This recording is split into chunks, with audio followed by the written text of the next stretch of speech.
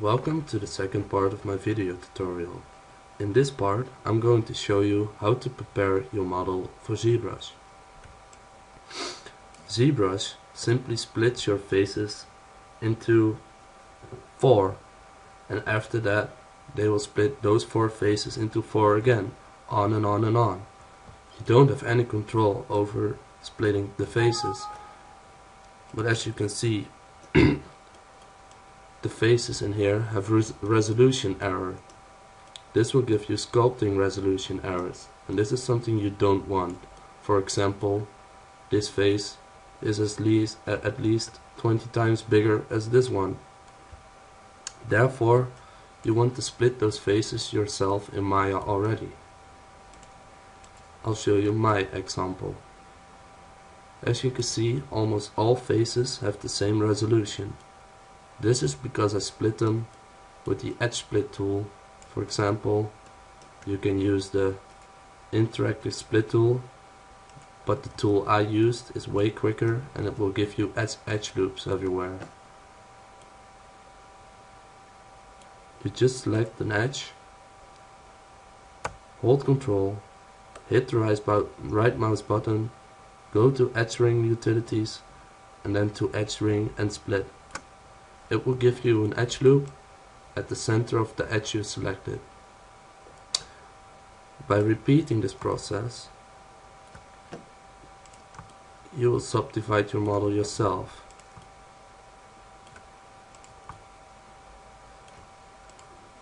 I will show you my example finishing this one.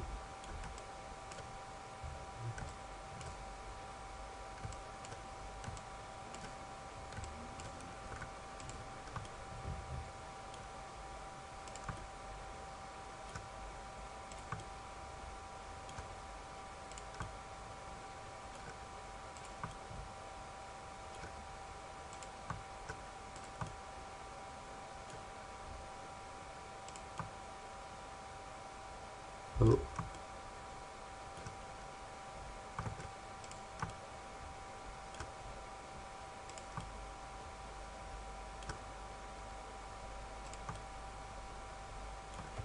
Now the top part is split into nice faces as well. Also, I made sure the pillar was split into logic parts, like they would have been split in real life. As you can see, all the objects are separated from each other, and I gave them faces on the top and on the bottom as well, so I can sculpt the top and the bottom as well. This will give you the opportunity to create the creases and cracks I created in my normal map. Now, it's best you select all your objects, export them once again, give them a name. I named them Basemesh High instead of Low since I split it myself already. You export it. Okay. Then you go to Zbrush. Once you're in Zbrush, you want to make sure you import your model. You go to your folder. As you can see, I always have the right naming, so I can easily find it. I like to use my standard materials I found on the internet. I will add those to the folder, since these materials give me nice lighting and shadows and edge definition while sculpting my objects. Also, I found out about how to adjust the background of your canvas. I like to delete the gradients since this hurts my eyes at a certain point. And To show you what I'm going to do next, I select the polyframe, then I go to polygroups, and as you can see, it's all pink. This means it's one object, it's one polygroup. But after I auto group it, it gave all these separate objects I had in Maya a different color.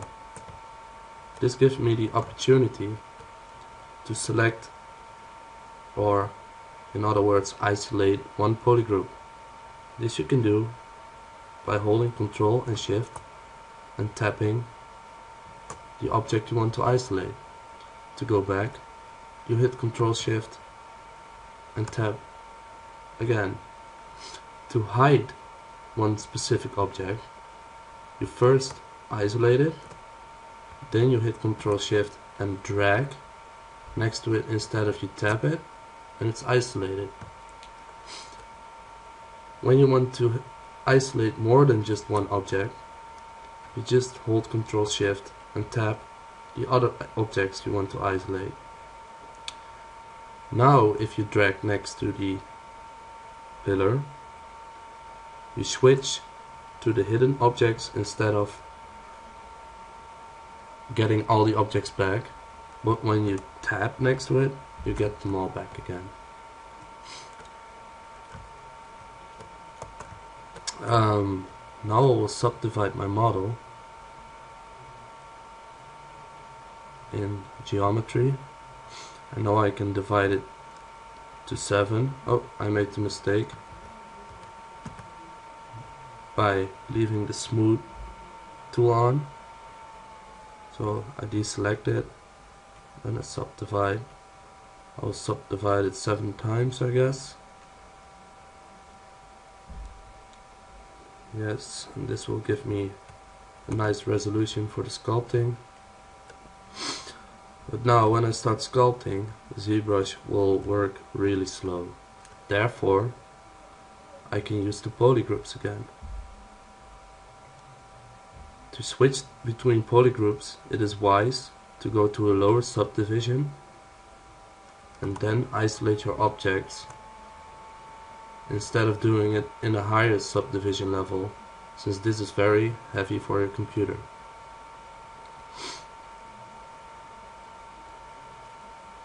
I can show you. It doesn't like it.